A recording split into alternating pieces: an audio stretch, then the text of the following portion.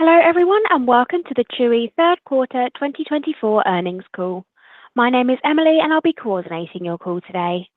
After the presentation, there will be the opportunity for you to ask any questions, which you can do so by pressing star, followed by the number one on your telephone keypad. I will now hand the call over to our host, Chewy CFO, David Reeder, to begin. David, please go ahead. Thank you for joining us on the call today to discuss our third quarter results for fiscal year 2024. Joining me today is Chewy CEO Sumit Singh. Our earnings release, which was filed with the SEC earlier today, has been posted to the Investor Relations section of our website. In addition to the earnings release, a presentation summarizing our results is also available on our website at investor.chewy.com. On our call today, we will be making forward-looking statements, including statements concerning Chewy's financial results and performance, industry trends, strategic initiatives, share repurchase program, and the environment in which we operate. Such statements are considered forward-looking statements under the Private Securities Litigation Reform Act of 1995 and are subject to certain risks, uncertainties, and other factors described in the section titled Risk Factors in our quarterly report on Form 10-Q for the first quarter of fiscal year 2024, and in our other filings with the SEC, which could cause actual results to differ materially from those contemplated by our forward-looking statements. Reported results should not be considered an indication of future performance. Also note that the forward-looking statements on this call are based on information available to us as of today's date. We assume no obligation to update any forward-looking statements except as required by law. Also during this call, we will discuss certain non-GAAP financial measures. Reconciliation of these non-GAAP items to the most directly comparable GAAP financial measures are provided on our Investor Relations website and in our earnings release. These non-GAAP measures are not intended as a substitute for GAAP results. Additionally, unless otherwise stated, all comparisons discussed on today's call will be against the comparable period of fiscal year 2023. Finally, this call in its entirety is being webcast on our Investor Relations website. A replay of the audio webcast will also be available on our Investor Relations website shortly. And with that, I'd like to turn the call over to Sumit. Thank you, Dave, and thank you all for joining us on today's call. Our third quarter results continued to build on the positive momentum we observed in Q2. We delivered top-line growth exceeding the high end of our net sales guidance range, a sequential increase in active customers, continued adjusted EBITDA margin expansion, and robust free cash flow generation. These results underscore the durability of our business model and our team's relentless focus on high-quality execution and operational discipline. With that, let's dive into the details. Q3 net sales increased by approximately 5% to $2.88 billion. Both the strength of our flagship Autoship program and our customers' loyalty in non-discretionary categories, particularly within consumables and health, anchored our Q3 net sales performance. Our Autoship program enables high visibility and predictability in our business and drives customer stickiness for Chewy. Autoship customer sales reached $2.3 billion in the quarter, representing 80% of Q3 net sales, and a year-over-year increase of approximately 9%. Non-discretionary categories, including consumables and healthcare products and services, accounted for 85% of Q3 net sales. Customers appreciate our comprehensive product catalog and our ongoing efforts to refresh assortment across food, treats, and hard goods. Over the last few quarters, we have increased our assortment across popular categories such as pet tech, vet food, and supplements, to name a few, adding several new premium brands, most of which launched exclusively on Chewy.com. Additionally, we are continuously rolling out enhancements to our on-site and in-app experiences to ensure we are providing an even more enjoyable and convenient shopping journey for pet parents. Last quarter, I spoke about our efforts to redesign our mobile app and make the overall app experience more convenient for customers. In Q3, both unique customers who placed at least one order on the app and average app monthly active users, or app MAU, increased in the mid-teens range compared to Q3 of last year. I am excited by the strong engagement we continue to observe through our mobile app and the experience it brings to our customers. Continuing on the topic of customers, I am pleased to share that Q3 marked another quarter of sequential active customer growth, building on the momentum we established coming out of our second quarter. Our efforts to enhance shopping experiences, expand assortment, and various ongoing innovations, combined with our powerful marketing and CRM strategy, continue to drive outperformance, while macro normalization steadily continues in the background. We ended the third quarter with approximately 20.2 million active customers, up 160,000 sequentially.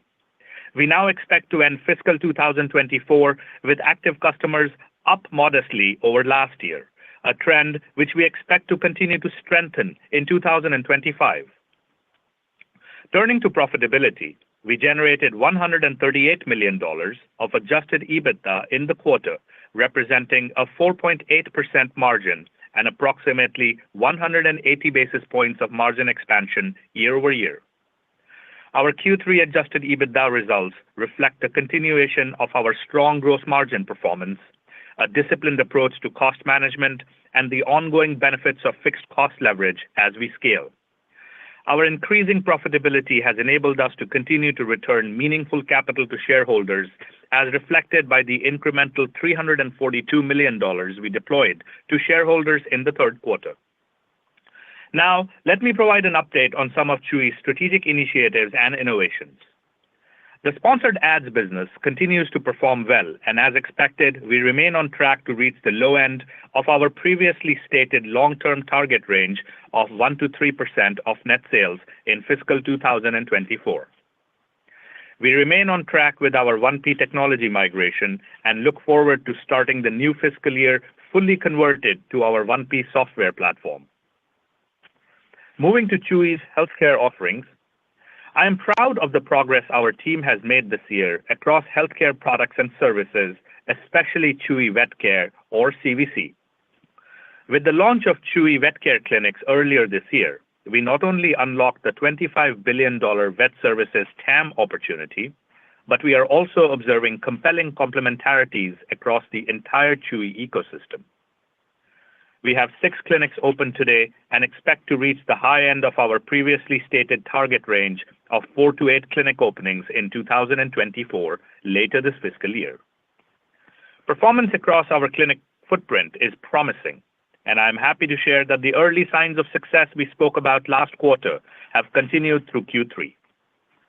The proportion of new to Chewy customers acquired through Chewy Vet Care continues to outperform relative to expectations.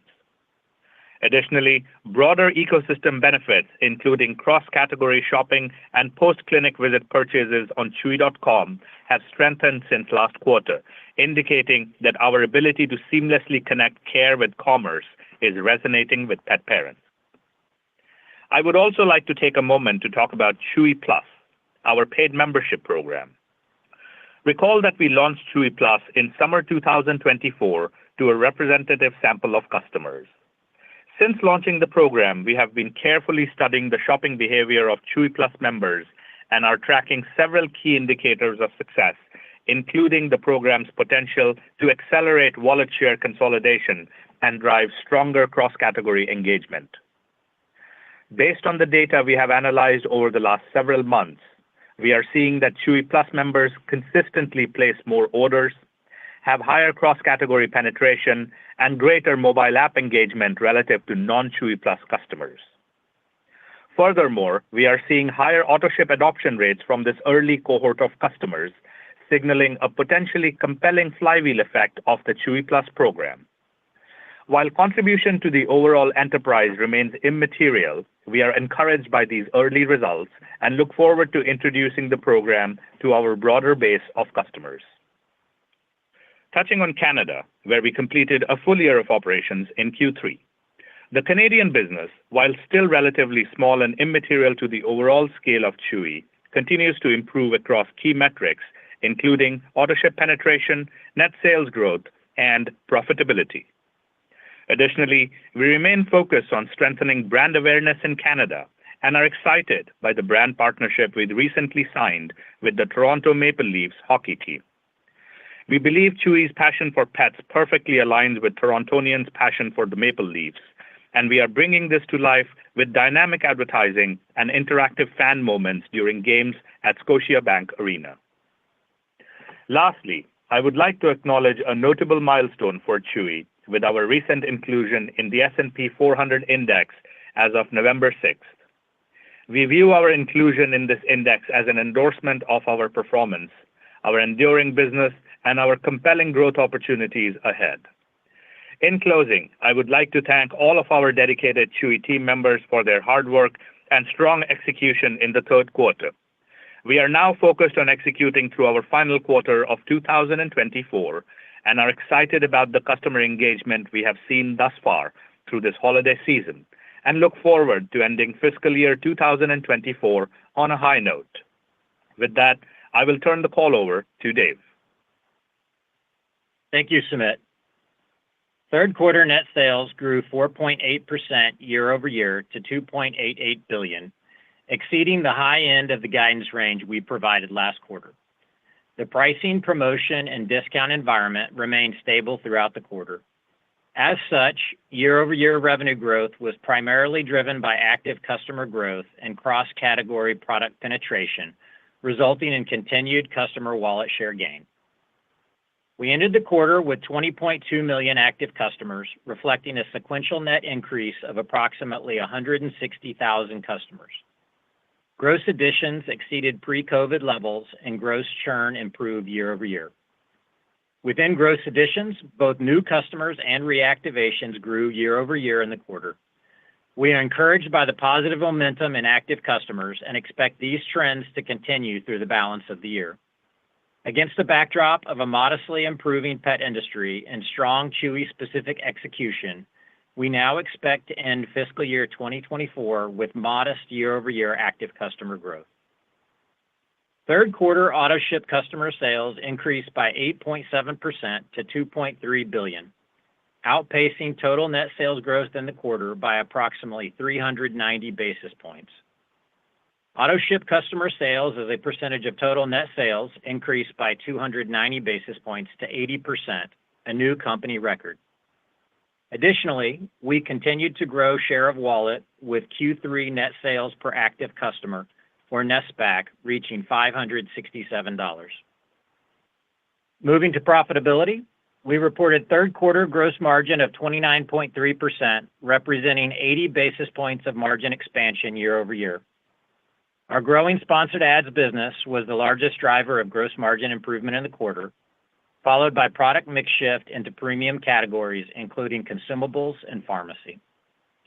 Additionally, promotional activity in the third quarter was in line with our expectations, and the promotional environment to date in the fourth quarter remains rational.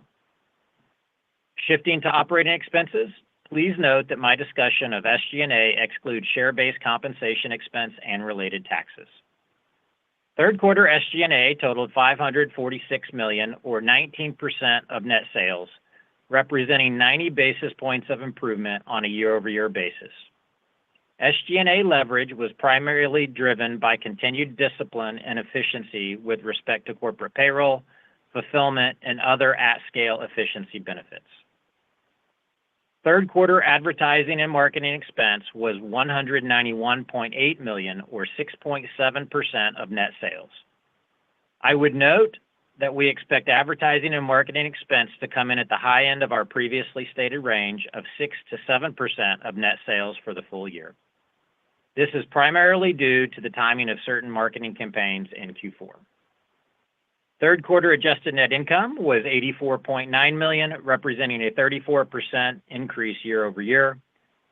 Net income for the quarter was $3.9 million, which translated into 1 cent earnings per share on both a basic and diluted basis.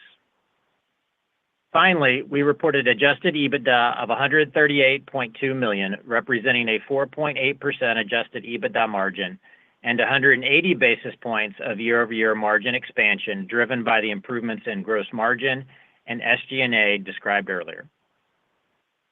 We reported free cash flow of $151.8 million in the third quarter, reflecting $183.5 million of net cash provided by operating activities and $31.7 million of capital expenditures. Our third quarter trailing 12-month free cash flow was over $360 million and demonstrates our ability to generate increasing levels of free cash flow while continuing to invest in our growth initiatives and returning significant capital to shareholders. I'd now like to provide an update on our share repurchase activity completed in the quarter. In September, concurrently with a $500 million underwritten secondary offering of Class A common stock by BC Partners, we repurchased approximately 10.2 million shares of Class A common stock directly from BC Partners for an aggregate repurchase price of $300 million. This repurchase transaction allowed us to continue to reduce the ownership position of our largest shareholder and was executed separately from our existing $500 million share repurchase program. Additionally, during the quarter, we repurchased approximately 1.6 million shares of Class A common stock, spending approximately $42.4 million under our $500 million share repurchase program. At the end of the quarter, we had approximately $424.8 million of remaining capacity under the program for future repurchases. Collectively, the company has repurchased and retired a total of 30.7 million shares year to date. Our ability to generate increasing levels of profitability and free cash flow will continue to enable us to invest in our business and return meaningful capital to shareholders. We ended the quarter with approximately $508 million in cash, cash equivalents, and marketable securities, and we remain debt-free with an overall liquidity position of approximately $1.3 billion. With that, I'd like to turn to our fourth quarter and updated full year 2024 guidance. We anticipate fourth quarter net sales of between $3.18 and $3.20 billion, or approximately 13% year-over-year growth, which reflects the full impact of the 53rd week, and we are narrowing and raising our full year 2024 net sales outlook to be between $11.79 and $11.81 billion, or approximately 6% year-over-year growth. This range includes the impact of a 53-week 2024 fiscal year, and as previously noted, the 53rd week will be fully reflected in the fourth quarter of 2024. We are raising our full year 2024 adjusted EBITDA margin guidance to a range of 4.6 to 4.8%. The midpoint of our full year adjusted EBITDA margin guidance range indicates approximately 140 basis points of year-over-year margin expansion and implies approximately 3.4% adjusted EBITDA margin for the fourth quarter. Consistent with our comments last quarter pertaining to the quarterly progression of 2024 adjusted EBITDA margin, we expect Q4 adjusted EBITDA margin to decline sequentially due to typical seasonality and the timing of certain investments, primarily pertaining to marketing campaigns. Given the results of our previous three quarters, we anticipate 2024 capital expenditures to come in at the low end of our previously stated range of 1.5 to 2% of net sales, and we expect free cash flow conversion to remain above 80% for the full year. Finally, we expect basic shares outstanding at fiscal 2024 year-end to be approximately 415 million. This incorporates the nearly 31 million shares that we have repurchased and retired year to date and does not incorporate any potential future share repurchases. In closing, our third quarter results reflect another quarter of strong execution. I want to thank our incredible Chewy team members for their collective efforts as we continue to execute against our strategic priorities to deliver long-term profitable growth. With that, I will turn the call over to the operator for questions. Thank you. We will now begin the question and answer session. As a reminder, if you would like to ask a question today, you can do so now by pressing star followed by the number 1 on your telephone keypad. If you change your mind or you feel like your question has already been answered, you can press star followed by 2 to withdraw yourself from the queue. Our first question today comes from the line of Nathan Feather with Morgan Stanley. Please go ahead. Thanks for the question and congrats on the strong results. Really encouraging to see the continued momentum. Active customer growth continues to accelerate. Can you double-click on what you're seeing in overall pet ownership trends and how we should think about the relative contribution to customer growth as compared to some of the idiosyncratic initiatives you've been working on? And then, given the expectation for customer growth to improve further in 25, how should we think about the key puts and takes you're considering for growth in the year? Thank you. Hey, Nathan, this is Sumit. I'll start and Dave will jump in wherever he sees appropriate. So in terms of household formation trends, I think you started with that. We continue to see signs of industry normalization. Pricing remains stable. Inflation continues to move towards a more normalized level. In fact, we saw no benefit of pricing, as we mentioned on the earnings call, as we moved through Q3. Regarding pet household formation, of course, there's no single source of truth for this data. Our triangulation, continues to tell us that latest adoption and relinquishment trends are both trending in a better direction. We believe year-over-year adoption growth was in the high single-digit to low double-digit ranges, and relinquishments were down low single digits. So overall, we observed a return to positive net adoptions in a cycle of Q3 from an external point of view. In terms of, let me see, you had another question here. Double-click into pet expectation for active customer growth in 25 and puts and takes. So, I mean, there's a lot going on. Ultimately, we believe, as I mentioned last quarter, the active customer growth that we are driving with now, 2 times, now it's a trend, is largely due to our own efforts, and the industry continues to normalize in the background, which is, of course, a stabilizing factor that is very good to see. On our side, enhancing on-site and mobile experiences, expanding assortment, performance and CRM strategy, and all of that is sort of what's working in conjunction. As we move into 25, what has really started to work for us is our focus on connecting the marketing funnel to expanded audiences, and driving that funnel exposure is enabling our teams to find both the right level of efficiency as well as the flexibility to move spend up and down the funnel to capture both share of voice and demand. And when we bring them to the site, we are able to convert them effectively with the previous efforts that I've talked about around improvement of site experience, customer choices, assortment, other innovations, et cetera. So our 25 strategy is very much in line with, operating the playbook that we've uncovered and strengthened for ourselves in 24. Another data point that I just want to draw your attention to, more of a recall from last quarter, is we'd said, we have an improved ability to identify and segment customers and target them, to drive improved second purchase rates, Autoship signups, mobile app engagement, et cetera, et cetera. And so on the background, we've now sort of played this playbook for at least 2 quarters. We're going to rinse and repeat in Q4 and 2025, strengthening our channel and share performance in the market. Great. Thank you. Thank you, Nate.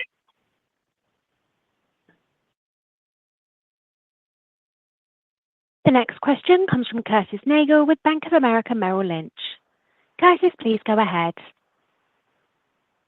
Awesome. Thanks very much for taking the question. So I want to focus a bit on the 4Q guidance and maybe specifically on the comments in terms of the advertising and marketing spend. Just in terms of context, at the high end of the range, around 7% for the year, it implies a really big dollar increase, right? Certainly relative to the other quarters, like no relative leverage from the extra week. So, I guess just kind of digging into that, what does the spend pertain to?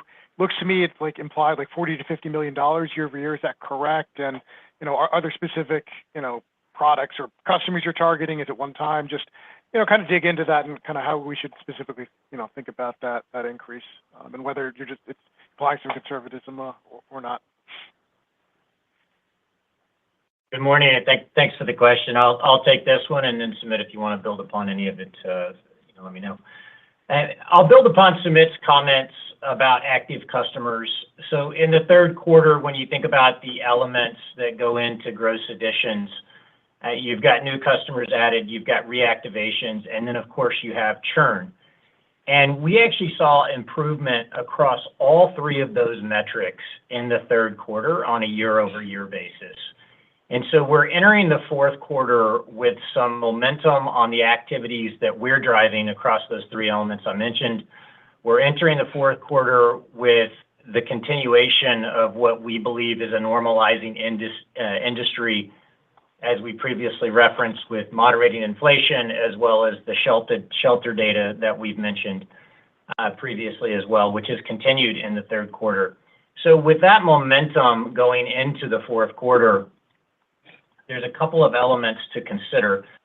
Number one, you typically have a little bit higher elevated advertising and marketing in the fourth quarter, given the holiday season, as well as the timing of certain campaigns.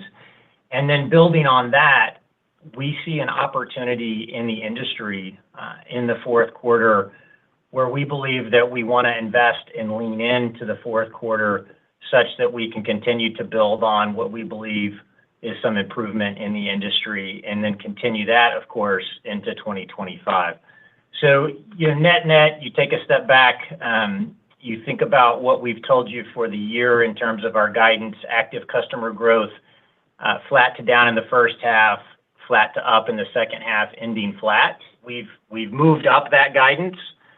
We've pulled in that guidance, and we see an opportunity to invest in the fourth quarter in advertising and marketing, and we're doing that.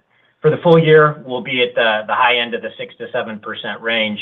And as you mentioned, to get to the high end of that 6 to 7% range for the year, that would imply being above 7%, specifically for the fourth quarter. Sumit? Yeah, Kurt, I would just like to add more of a reminder on the conversations that we've had on this call in the past, which is, we spend based on the ROI and the LTV potential that we're seeing in the current cohort of customers that we pick up from market and the existing customer base that we're developing share of wallet on. So in the past, as you know, we've swung the marketing spend all the way to the left, down 70, 80 basis points from our average. And now we're picking that back up. Why didn't we spend in the past, and why are we spending now? Well, because we didn't see the ROI in the past, and we are now. The cohorts that we're acquiring, the efficiencies that we're gaining based on the full funnel audience expansions that I talked about are really compelling and behooves us to be able to invest to continue this trend as well as solidify growth for year 2025 and beyond. If you kind of let me share some of the data points that we're seeing. Our orientation is 3/4 of the customers that we're picking up had at least one SKU from a repeatable category. And that's an encouraging trend because it promotes authorship growth and builds the layer cake that then sort of compels and spins the flywheel in a more efficient manner. We're seeing these new customers' reorder rates and settlement rates improving as our engagements with these consumable type categories. When you look at year-to-date 24 new customer cohorts, in terms of year-over-year reorder rates, in the first few periods of post-acquisition, we're running roughly 300 to 500 basis points higher than the T3 months averages. So these are just some data points on the background that allows us to sort of study and increase or decrease the values of propensity modeling, and therefore go out and invest if we see the returns. That's what we're doing right now. Okay, and then just that makes total sense. Just a quick follow-up. The points you made, Anthony, Nate's question on the adoptions were really interesting. I think you said up on a gross basis, high singles to low double, relinquishments down low singles. So net a pretty good number. How did that compare to 2Q? Just trying to size it in terms of relative improvement. It's positive by, I think the margins extended by low to mid single digit ranges relative to Q2. Low to mid single. Okay, awesome. Appreciate it. Thank you. Sure. The next question comes from Doug Anmuth with JP Morgan. Please go ahead. Great. Thanks for taking questions. Two, if I could. First, just on vet clinics, looks like you're on track to the 8 locations by year end. Can you talk more about what you've learned this year and how that informs your 25 expansion plans and the investments that may be required then? And then, Sumit, if you could also perhaps give us an update on automation, just kind of how you're tracking relative to the 70 to 80% kind of long-term percentage of volume that you've talked about over time. Thanks.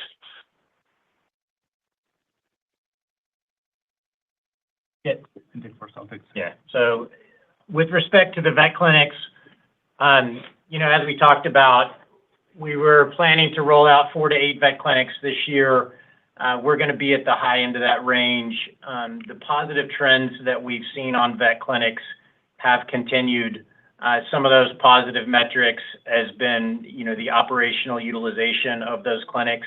It's been high. The customer engagement from those clinics and the corresponding customer service levels have been high. The net promoter kind of score around those clinics and the service level high. The new customer cross-category penetration, new customers to Chewy that come in through vet clinics, and then their propensity to go to chewy.com and then shop online at chewy.com, also high. In fact, more than half of those new customers, consistent with last quarter, actually improvement from last quarter, are leaving the vet clinic, new customer to Chewy, and then going online and also shopping at chewy.com. So all the metrics across the vet clinics trending positive. I'll leave the 2025 guidance for 2025, but I would just tell you that we've been very encouraged by our engagement with customers. We're encouraged by the size of the TAM, roughly $25 billion, that we've opened up through these vet clinics, and we're excited about continuing to grow our presence in this space. Sumit, anything that you would build on there? On the automation, no, that's perfect. Thank you. On the automation side, Doug, we continue to trend upwards. Little less than half of our volume is now shipping through our 2G fulfillment centers, and touching some sort of automation in the network. And that, combined with the improved supply chain tooling that we have, is allowing us to execute through a really strong peak. And we continue to gain those efficiencies and flow it through the bottom line, as you can see in the OpEx scaling that Dave talked about on the script. Happy to dive deeper in any area if you like. And just to build on that comment, in using some data points from the third quarter, given the efficiencies that you've mentioned, we had an improvement on the variable fulfillment side. We had improvement on the fixed fulfillment side. In other words, we got more fixed cost absorption through those fulfillment centers.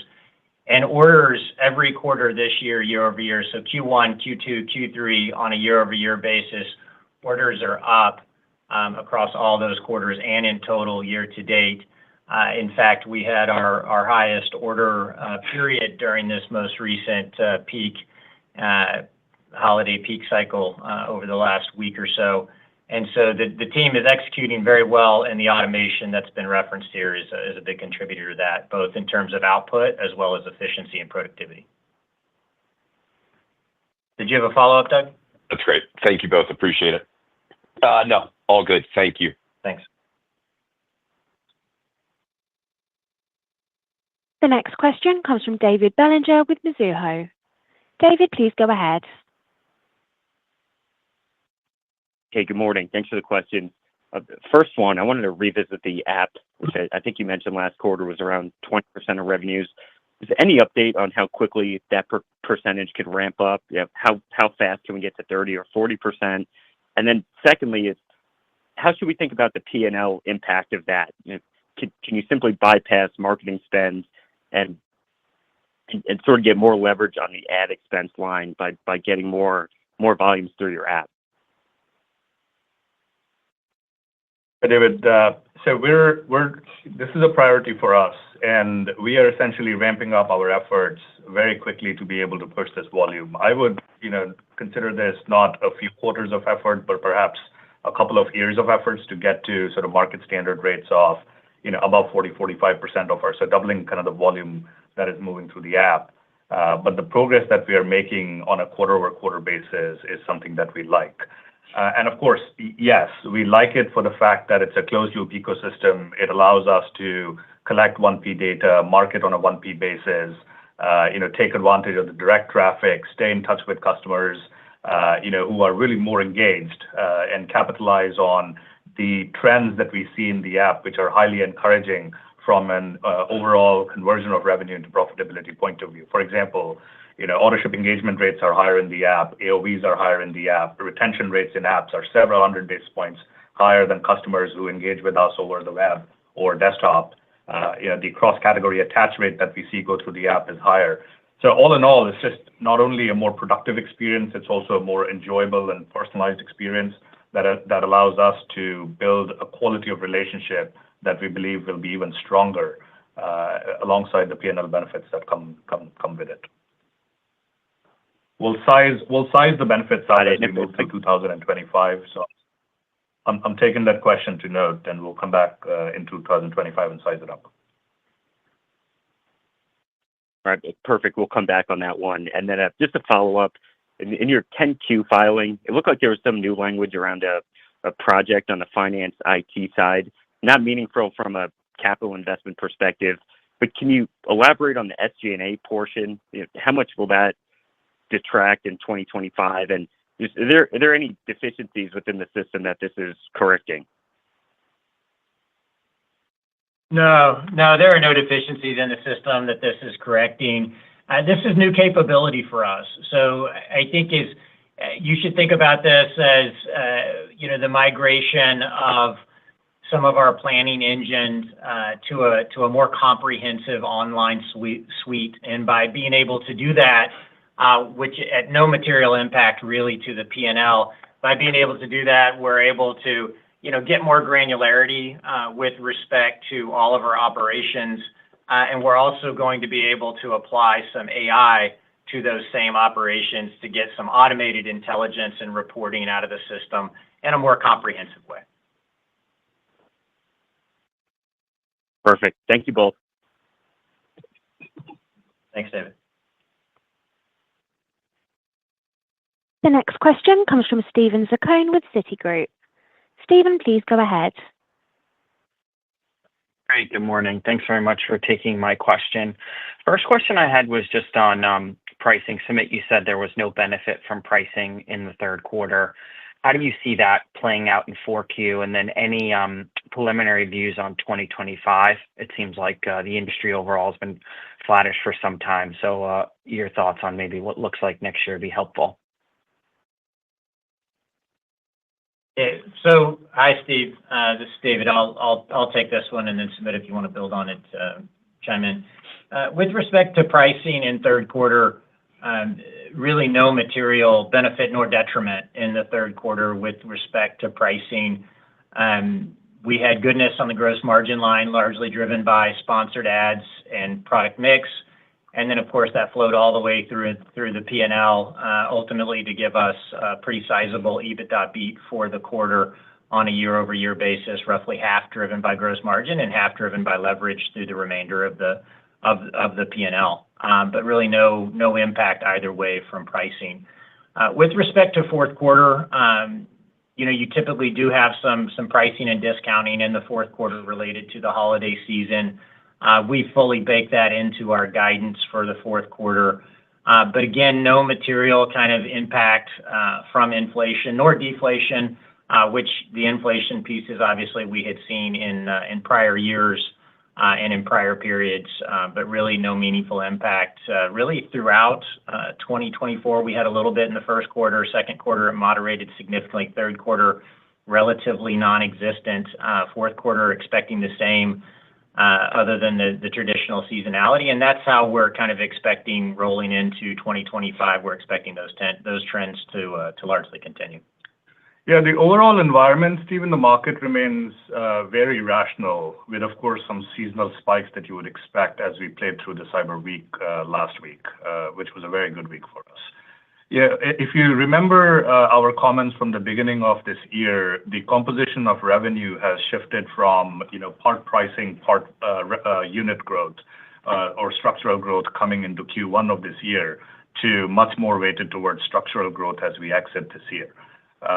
We are not seeing deflation happen in the category. The category that, of course, is more elastic right now as we move to Q4, particularly cyber, is more on the hard goods and discretionary side. But you would expect that, as the industry normalizes and we push volumes through this seasonal holiday peak season. But outside of that, you should expect 25. If you recall our long-term growth algorithm, the revenue is a function of active customer growth. in the low to mid single digit and NSPAC growth in the mid to high single digit. And there's a benefit of roughly 2 to 2.5% of pricing built in when the industry normalizes.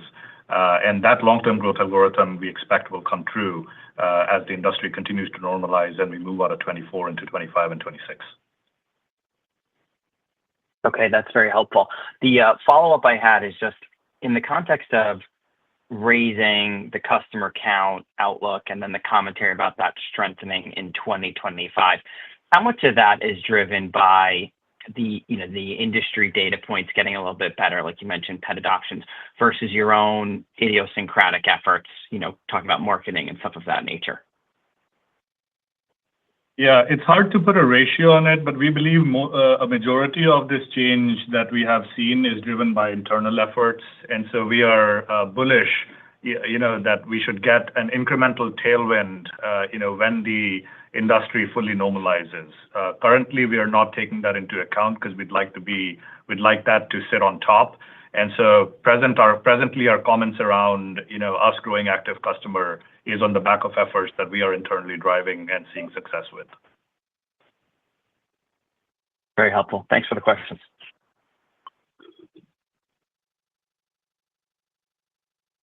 The next question comes from Rupesh Parikh with Oppenheimer.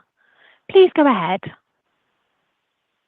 Good morning, and thanks for taking my question. Also, congrats on this quarter. So just going back to the hard goods category, we'd love to get more color in terms of what you saw during the quarter, expectations going forward, and then from a tariff perspective, just any exposure on the tariff front. Thank you. Sure. I'll take the first part. Dave will chime in on the second one. So as you can see, hard goods continues to improve, and it did in Q3 as well. And so on the backdrop, it's really good to kind of recognize the industry normalizing. We are viewing the steady improvement in hard goods performance as a result of both our efforts that I've talked about and indicative of that industry stabilization. Specific to our efforts, it includes expanding assortment across several merch classes. We've been very focused on bringing in, high value added assortment onto the platform, and our suppliers and vendors are very excited to partner with us there. We're focused on upgrading site experience to improve padding, discovery, and conversion, and we are marrying that up with thoughtful campaign execution. And so these efforts, so we believe the work done by our teams is paying off. And I also want to note that we will only fully benefit, from this when we start to see a more fulsome recovery in discretionary purchasing. But we're happy with the results so far. And building on that, look, we're excited about hard goods growing 2 quarters in a row now on a year-over-year basis. So both second quarter this year and third quarter of this year have now grown on a year-over-year basis. We're pretty excited about that growth. And we're also excited about the early trends that we've seen here in fourth quarter. So don't want to, guide by a product category, but certainly we feel good about hard goods where we stand today in the fourth quarter. With respect to the tariff question that you mentioned, we have a very small reliance and presence on China specifically. We do source some hard goods from China, primarily related to some of our hard goods, but the vast majority of our net sales at Chewy are, pretty much domestically sourced. So our reliance on the region and the impact of any potential tariffs relatively low on Chewy. Great, thank you. I'll pass it along.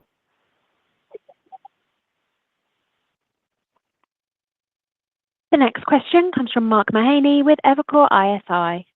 Please go ahead, Mark. Thanks. 2 questions, please. So this active customer growth, can you tell how much of that is from reactivated customers, customers you'd had in the past who churned off for whatever reasons and have come back? And if so, any color on what those reasons are? And then secondly, it sounds like competitive intensity is relatively moderate given your comments on pricing, but other than pricing, is there anything else you're seeing notable in the competitive landscape? Thank you. Hi, Mark. A greater number of customers were from net new customers that we acquired relative to the reactivated customers that we count towards gross adds. The other encouraging factor that we saw this time was, the cohort stabilization that we've been talking about. So churn stabilized as we would expect, which was Dave's earlier comment on all three indicators were positive, net new, reactivated, as well as lower churn. But between the gross add, the portion of net new customers on an absolute basis absolutely exceeded reactivation. So we were happy to see that, of course, and we would want that. And then if you combine that with some of the results that I shared around how these cohorts are engaging in terms of second purchase rates, et cetera, that is encouraging to see. On the retention side, we're tracking settled orders, which is a metric that we developed as we came out of the COVID timeframe. So to be really able to see third order settlement rates so that we're not calling early success or early wins on these customer cohorts. And we're seeing third order customer settlement rates also improve from cohorts that we've acquired from P5 of this year and before that. So all encouraging signs. Competitive intensity, you're right, it seems relatively moderate. Pricing environment's rational. And overall, we're playing a pretty strong playbook, continuing to differentiate ourselves both in terms of the basics of the category around price and convenience and assortment, but also in bringing new innovations to life. Super excited about Chewy Plus, super excited about the app initiative. Canada's ramping well. Sponsored ads are ramping well. So nothing else to report. Okay. Thank you, Sumit. Sure. The next question comes from Shweta Garjuria with Wolfe Research. Please go ahead. Thank you so much for taking my questions. Let me try two, please.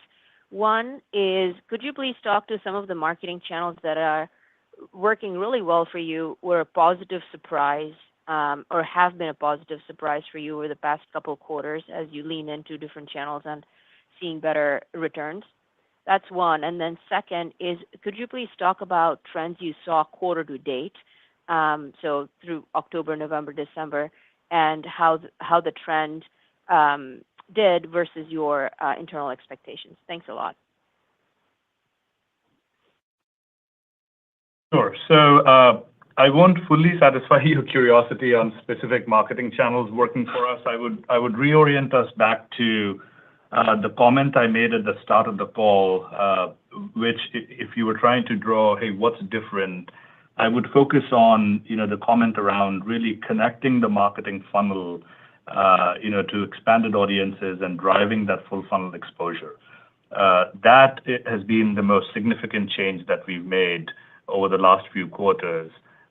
Combine that with our ability to target those customers when they arrive on our platforms and drive to better conversion, I believe is a powerful recipe, which we are continuing to perfect. So more room to go there, but we're excited about what we are seeing so far. So I would likely just stick with that. Any color on quarter to date trends? We're happy with quarter to date performance. We just wrapped up our Cyber Week, and by all measure of the word, I would classify peak holiday event performance to be successful. We had a thoughtful and curated plan comprised of great assortment, offers, experience, and marketing strategy, and customers in return engaged robustly with visits and spending exceeding our expectations, driving some of the biggest net sales day in Chewy history. So we're, and as you heard from Dave in the prepared remarks, we're increasing our net sales guidance range for the year.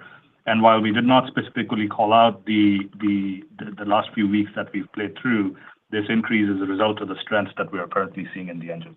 Anything to add, Dave? Yeah, and if I could build on that with a few softer points here that don't necessarily show up in the P&L, but they certainly give us a good brand umbrella. Number one, Chewy Claws. I'll call that out, especially this time of year. And it's a program where pets submit their Santa wish list, and it's gotten quite a bit of traction in prior years. It's gotten even more traction this year. It's not part of a paid marketing program, but it is a program that's organic and it's trending, and it's a program that when people associate pets, pet parents, the humanization of pets, in an emotive category like this. It is an organic trend that gets a lot of play this time of year, and it's a program that we love to run. And then finally, I'd be remiss if I didn't just point out the wow experience that our customer service provides every day, and the brand uplift and emotive attachment to Chewy that type of program does. Shweta, if the CFO is talking about it, the Chewy Clause program must really be working there. Thank you, Sumit. Thanks, Dave. Thanks. We have time for one more question, and so our final question today comes from Anna Andreeva with Piper Sandler. Anna, please go ahead. Great. Thanks so much. Happy to have made it, and congrats. Nice results. Two questions from us. I wanted to follow up on hard goods. Sumit, just remind us, what's the size of your own brands business within that? Are you starting to see growth there, and should that continue into next year? And is own brands still a higher margin category for Chewy? And secondly, I guess to Dave, FC automation has been a pretty big story here, and you quantified that benefit in the 10Q to OpEx. Can you remind us how many FCs are automated now?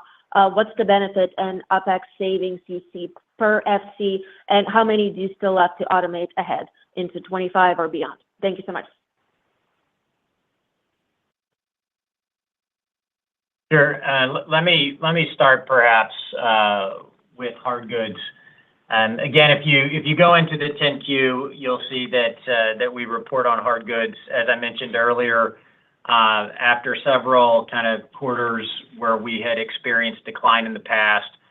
We have had 2 consecutive quarters now with growth in hard goods year over year. So the second quarter we grew year over year. The third quarter we've grown year over year again, and in fact we've grown faster than we did in the second quarter. And while we don't guide by a product line or category, we have experienced some good trends in hard goods here in the fourth quarter, so we're quite pleased from that perspective. With regards to our own private brands, either within hard goods or other categories, we don't comment extensively on that. I would say in general, private brands for us has been stable. We have several initiatives where we are expanding assortment across both consumables as well as hard goods. Most of those initiatives are future benefits and not really reflected in the P&L that we've produced for third quarter or that we're guiding for fourth quarter. So those benefits are yet to come. But hard goods in general up 2 consecutive quarters, trending well for fourth quarter. And then private brands within hard goods continuing to improve assortment and selection. Sumit? And I would just say that even though the relative stability is absolutely right, if you recall, this is an area of opportunity that we recognize as a strategic pillar. We want to get net sales penetration up to mid-teens level, and at that scale, we expect private brands to contribute up to 500 basis points of higher gross margin to the core business. For hard goods, we've mentioned in the past that penetration for our private brands is in the mid-teens to high teens level. It fluctuates, that range across the year, and we are relatively stable in that penetration. In terms of automation, 6 fulfillment centers are currently automated. What I would draw your attention to is, at Capital Markets Day, we said we can, continue to automate, across our network and reach or touch over 70% of volume in one way, shape, or form, to push through these improved processes. And if you look at just the FC itself, we have said it drives, improvement to the tune of up to 50% in productivity, 30% in volume per square foot, and up to 60% improvements in ergonomics and safety. And those results are pretty true even now.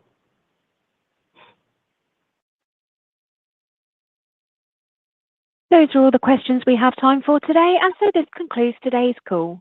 Thank you everyone for your participation. You may now disconnect your lines.